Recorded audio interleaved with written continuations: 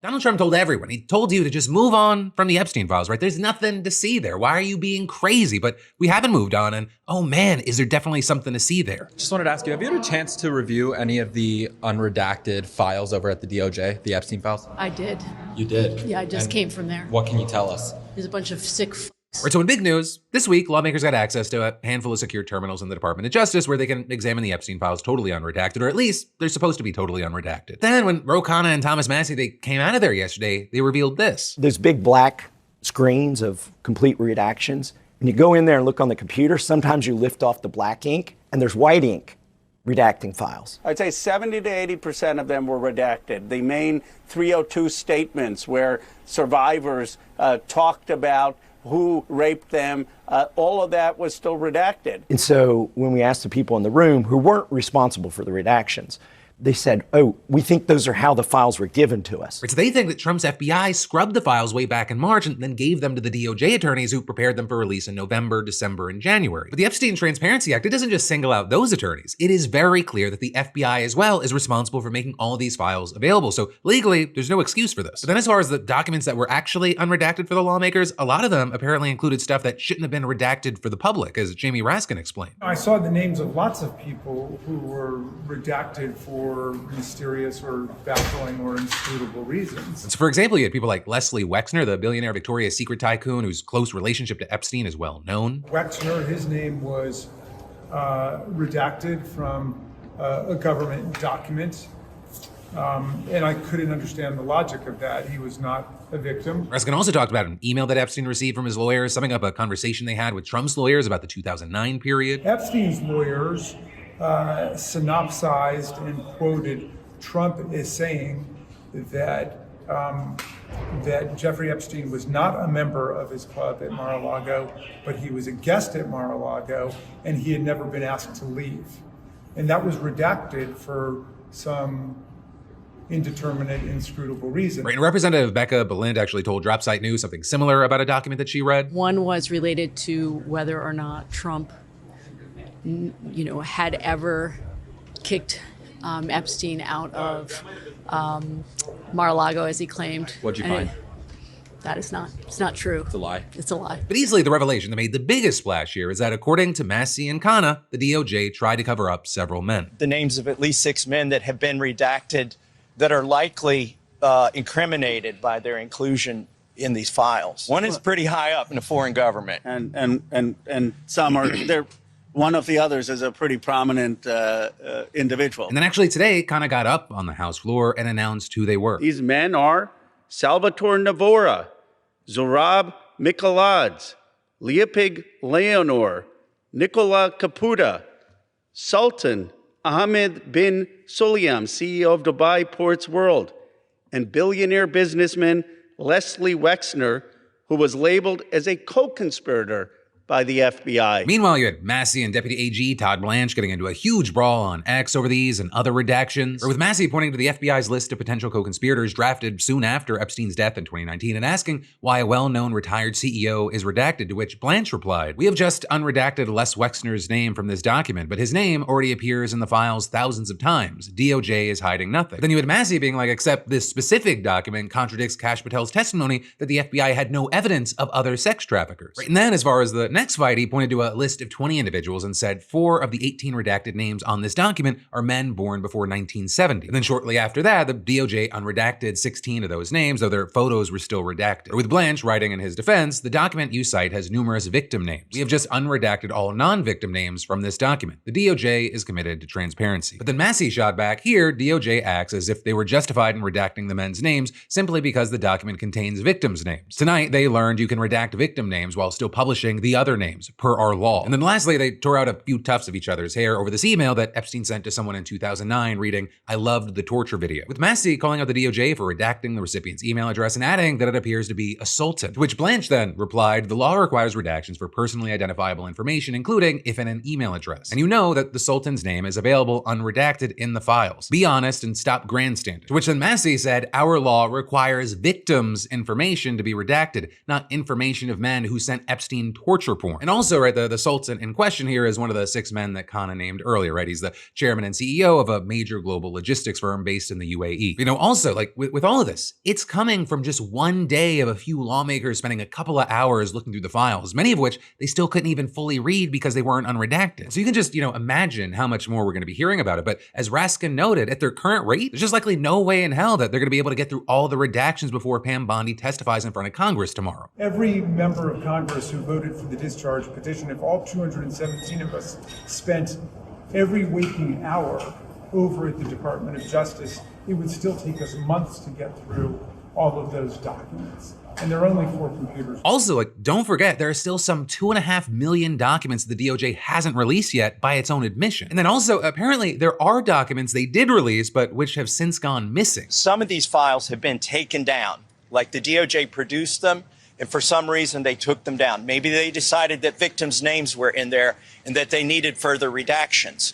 But those documents not only haven't been put back up on the site with the appropriate redactions, they were not available to us to search. As far as I could tell, we couldn't search the documents that had been taken off the internet. Meanwhile, you've got the fallout from all of this continuing, with people also pointing out that elites in Europe, they're being toppled by these revelations, but Trump's own Commerce Secretary, never mind Trump himself, they're still standing. You have in England the king now calling for an investigation and possible prosecution of his own brother. You have in Norway the princess who no longer has support to be the queen.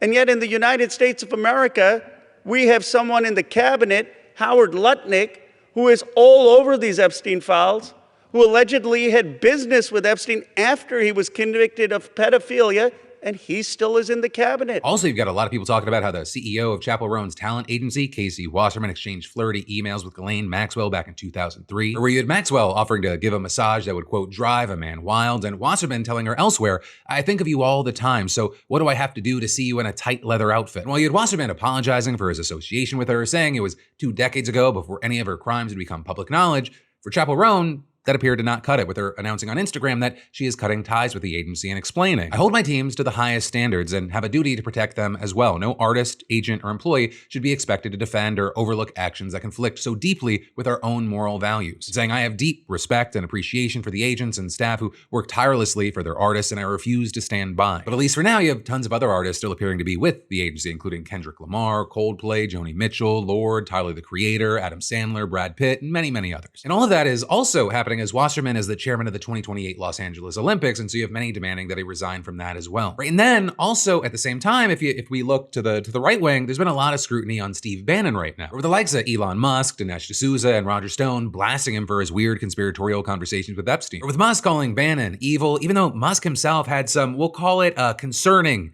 messages with Epstein of his own exposed in the latest dump. And then actually, while we're talking about Bannon, we got to talk about how the DOJ is now trying to dismiss its own long-running criminal case against him. But it's just the latest of the Trump DOJ's unprecedented bid to benefit Trump allies. Right? Because back in 2022, a jury convicted Bannon of contempt of Congress, and those charges were brought by the DOJ for defying a subpoena to sit for a deposition and provide documents to the committee investigating the January 6th insurrection. And Bannon ultimately served a 4-month sentence in federal prison after an appeals court also upheld his conviction. But then last fall, you had Bannon appealing the ruling to the Supreme Court, even though he had already served his sentence, claiming that he was actually protected by executive privilege and that his lawyers had told him just not to comply with the subpoena. And now the Trump DOJ, which brought this whole case against him in the first place under Biden, is asking the high court to toss it out entirely. Or with Solicitor General D. John Sauer, who's also a former Trump lawyer, arguing in a filing that the DOJ changed its mind and now believes that, quote, dismissal of this criminal case is in the interests of justice, and claiming that the move was necessary to undo the prior administration's weaponization of the justice system. And specifically, you had Sauer asking the Supreme Court to send the case back to a Trump-appointed district judge so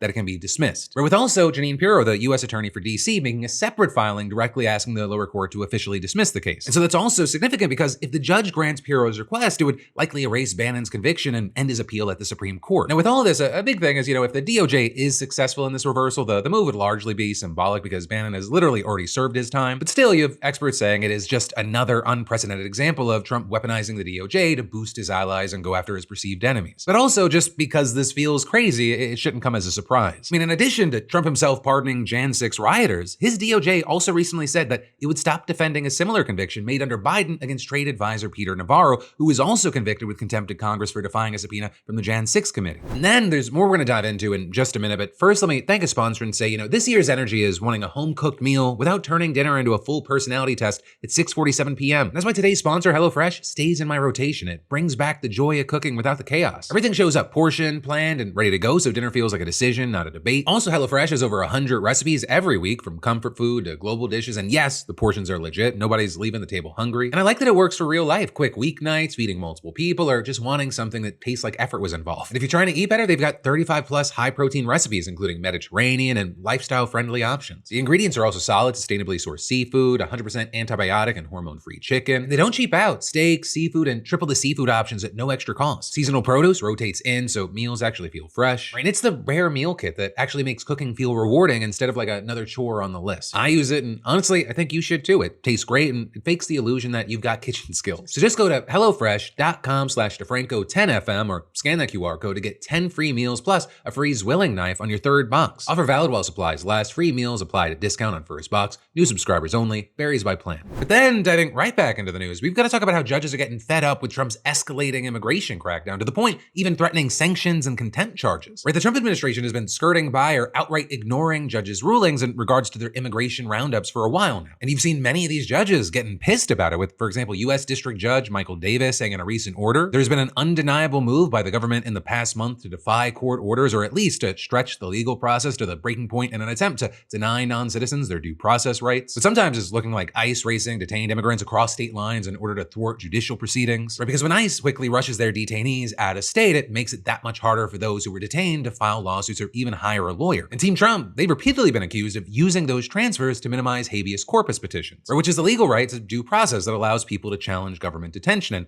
with this, you had one federal judge in Minnesota saying, these practices are deeply concerning and generally suggest that ICE is attempting to hide the location of detainees. You also had another calling it an effort to, quote, frustrate judicial review. And there's also ICE dragging their feet to let immigrants actually go home after the release has been expressly ordered, sometimes for weeks at a time. Right? And with that, you had a Minnesota judge saying detention without lawful authority is not just a technical defect, it is a constitutional injury that unfairly falls on the heads of those who have done nothing wrong to justify it. And saying the individuals affected are people. The overwhelming majority of the hundreds seen by this court have been found to be lawfully present as of now in the country. They live in their communities. Some are separated from their families. And then on top of all that, the immigration court system is under serious strain. Thousands of immigrants, they've been filing habeas corpus petitions. Or you had a Minnesota court seeing 400 cases in January alone. And you also had another judge in New York saying back in December that the district had been flooded with petitions for relief from immigrants who were locked up despite posing no danger or flight risk. And this overwhelming problem in immigration court, it's not going anywhere anytime soon, especially with this new federal appeals court ruling allowing the administration to move forward, ending deportation protections for more than 60,000 migrants from Nepal, Honduras, and Nicaragua. And in addition to all that, it's looking like Trump's planning on further taking advantage of the immigration courts being stretched to the point of breaking to target specific groups. Right? And so dozens of asylum cases for Somali migrants have been randomly expedited over the weekend, moved up the docket by years at a time in some cases, with attorneys for those migrants saying that this looks like an attempt by the Trump DHS to reject Somali asylum applications without court hearings, fast-tracking their deportation and limiting due process. And so now they're just scrambling, many lawyers going from 0 hearings on their calendars to dozens, with many of those also being at conflicting times across several states. And of course, it's hard not to notice that the cases that were expedited were specifically Somali cases. The group that Trump and his cronies have most recently targeted with hateful rhetoric. And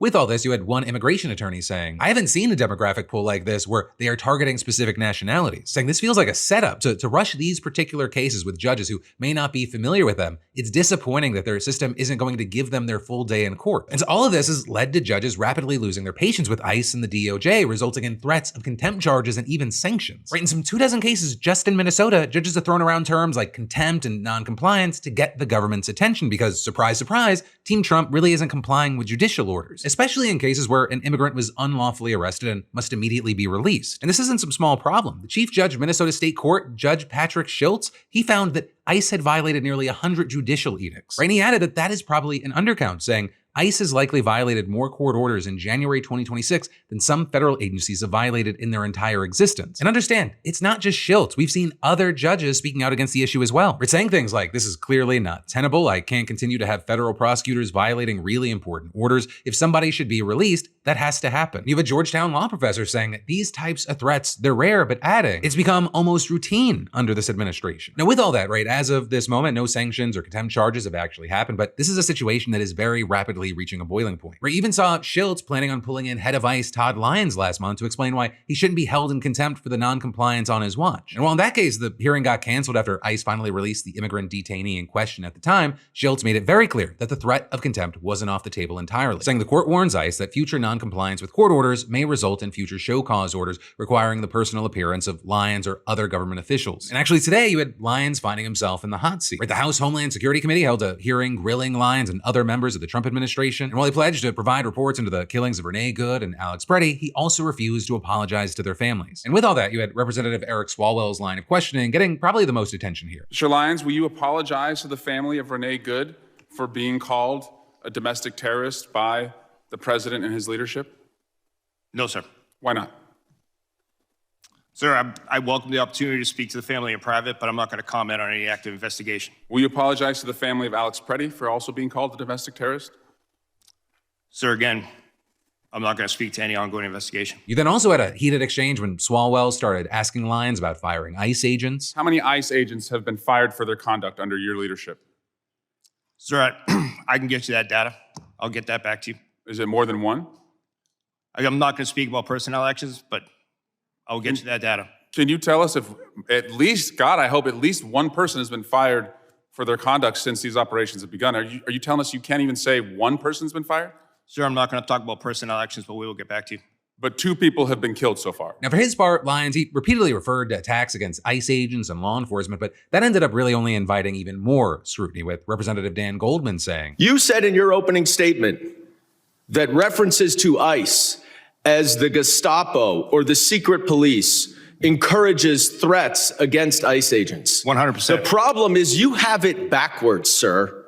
People are simply making valid observations about your tactics, which are un-American and outright fascist.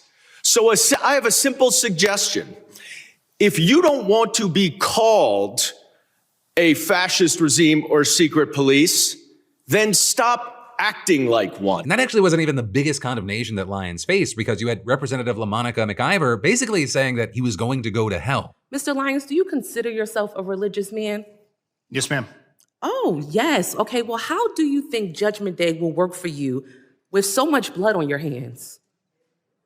I'm not going to entertain that question. Oh, ma'am. okay, of course not. Do you think you're going to hell, Mr. Lyons? I'm not going to entertain. Of course not. So generally, like this hearing, it painted a very clear picture of lawmakers' frustrations with ICE. And actually, on that note, it appears that Democrats are even willing to send DHS into a shutdown over ICE funding now, because Congress is facing a Friday deadline to fund the department. But some lawmakers say that they don't want to pass another continuing resolution to keep it afloat, as they're demanding real changes with immigration enforcement. So you're seeing people like Senator Angus King, an independent from Maine, telling NBC, what ICE is doing is unconscionable and it's got to be reined in. I can't in good conscience vote for it. I would feel complicit in what they are doing. You know, King's statement here, it's being seen as a big deal because he's one of 8 senators whose vote is really, really crucial. Now that said, as far as how things currently stand, negotiations between both parties and the White House, they're ongoing. Last week, you had Hakeem Jeffries and Chuck Schumer sending a letter to Republicans with a list of demands asking that agents no longer wear masks or enter homes without warrants, and that they wear body cameras, IDs, and stop racial profiling. But you had Republicans calling those demands unrealistic and unserious. And so then, no surprise, you had Democrats rejecting the plan that Republicans sent forward this week, with both Schumer and Jeffries shutting it down and saying that it is both incomplete and insufficient in terms of addressing the concerns that Americans have about ICE's lawless conduct. You know, because there's been such a massive public outrage against ICE recently, Democrats, they appear to be emboldened to stand their ground. Recent polling has even showed that over 60% of Americans believe that the agency has just gone too far and they're making the country less safe, and only 34% approve of their actions. And so with all that, you had Senator Chris Murphy saying, I don't think there's a lot of interest in continuing to fund this agency that's out of control, killing American citizens, tear gassing elementary schools without reform. People are going to get killed. More people are going to get killed if we continue to fund DHS. And then as far as, what happens if the Friday deadline passes with no deal in sight,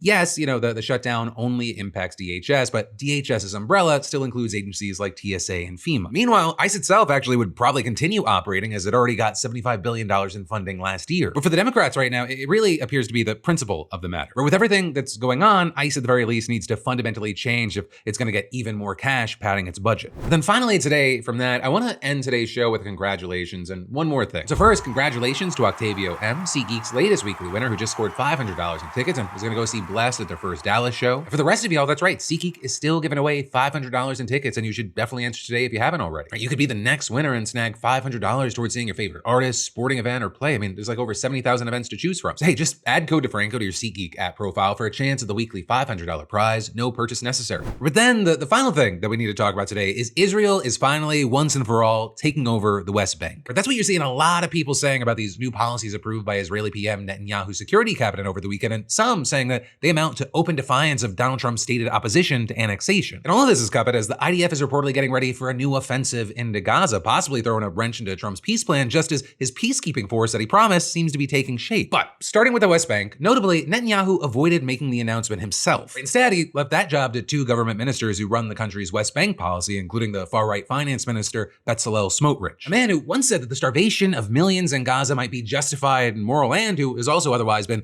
the Israeli official probably most aggressively pushing for a West Bank takeover. And you had him again making his intention crystal clear, saying in a statement, "We are deepening our roots in all parts of the land of Israel and burying the idea of a Palestinian state." And with that, the bulk of any future Palestinian state would be made up of the West Bank and East Jerusalem, which were captured by Israel in 1967. And they're now home to more than 3 million Palestinians, along with roughly 700,000 Israelis living in settlements that the international community overwhelmingly considers illegal. So there, you've also had the government retroactively authorizing seller outposts considered illegal even under Israeli law. But also, I guess, until now, at least one thing standing in the way is settlement expansion has been a decades-old law banning the sale of property in the West Bank to anyone besides local residents, with local here referring to Palestinians. And that's a rule that actually goes back to before 1967 when Jordan controlled the territory, and it stayed in place because international law says that an occupying country cannot change existing legislation except for security reasons or the benefit of the local population. But despite that, the measures approved by the Security Cabinet include repealing that law, essentially making it possible for Israelis to buy land anywhere in the West Bank. And among the things that opponents of this plan fear is that settlement groups with deep pockets are going to take advantage by buying property deep inside the enclave, which would then leave the Israeli government with no choice but to also move deeper into the territory because the military is obligated to protect Israelis wherever they are. But also with that, that's not the only way the Security Cabinet has paved the way for annexation. They're also repealing a requirement for a transaction permit before closing a land purchase. And that's important because these permits, they've at least somewhat helped tackle the relatively widespread use of forgeries and other fraudulent methods as a means of buying property from Palestinians who didn't actually want to sell. Also, another big thing is that land records that have until now been sealed will be open to the public. And this has actually been a key goal of the settlement movement for a while, with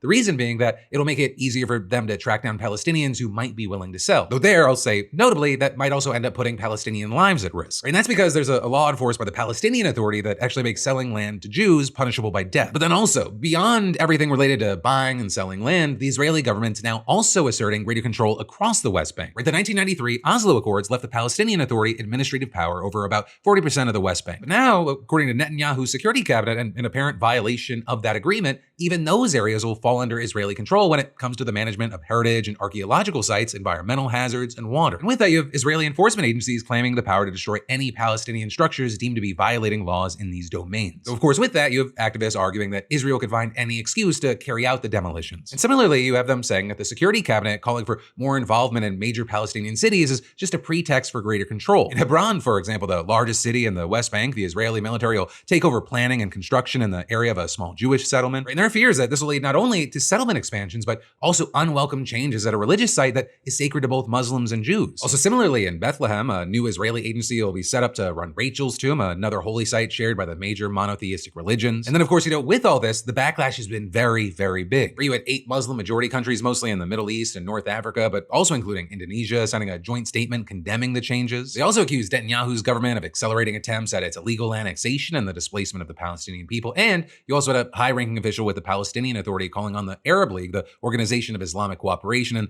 the UN Security Council to take action. But right now, at least, it's not clear what any of those bodies can really do, though you did have UN Secretary General Antonio Guterres urging Israel to backtrack, with him noting that existing Israeli settlements in the West Bank, including in East Jerusalem, are already in flagrant violation of international law. And you also have just so many experts agreeing that the Security Cabinet's latest moves are just the latest in a long list of violations violations. And with that in mind, this is really just the continuation of a strategy that Netanyahu's government has been pursuing for years, one that really just picked up speed since October 7th, 2023. But in that time, the government has approved dozens of new settlements, including the largest single expansion since 1993. And last year, according to the UN, they had the fastest rate of settlement expansion since monitoring began. There's also been record-setting settler violence, and military operations have resulted in the largest displacement of Palestinian civilians in the territory since 1967. And all of that having happened already is key to why what we're seeing now is being described by many Palestinians as de facto annexation. Now, with all that said, it's not clear yet when these new policies are meant to go into effect, and there's technically still a chance for anti-settlement groups to challenge them in court, but also you had even people belonging to those groups saying that the chances are pretty slim. Though potentially, one thing that could actually have an impact is opposition from the United States. Where Trump saying last year that he wouldn't allow Israel to annex the West Bank, telling Time magazine, "It won't happen because I gave my word to the Arab countries." Israel would lose all of its support from the United States if that happened. But at the same time, you have people arguing that what Israel is doing is an outright annexation. You've got people like the former head of Palestinian affairs and Israeli military intelligence telling the New York Times that this may all be a way for the government to advance the annexation agenda while also avoiding open confrontation with Donald Trump, saying, "I define it as taking steps toward annexation without saying the word annexation." And with all that, while an unnamed White House official reportedly reiterated Trump's opposition toward Israel annexing the West Bank, there's been no statement condemning or even addressing the new measures approved by Israel's security cabinet. And while Netanyahu is set to travel to the United States and meet with Trump at the White House tomorrow, it seems like the focus of their conversation there will be Iran. But also, as that happens, there's a lot we got to talk about with another occupied territory, and that is Gaza. Because you just had the Times of Israel reporting that the Israeli military is drawing up plans for a new offensive in Gaza to disarm Hamas once and for all. Though also, I'll say, with that, as we've talked about before, the fighting has never really stopped. In fact, just today, there were reports that an Israeli drone strike killed 2 cyclists in Gaza, which would just be the latest in hundreds of deaths since the October ceasefire began. And that's in addition to the many others who have died for other reasons. Like, for example, you also had an Israeli court recently rejecting an appeal to allow a 5-year-old Palestinian boy with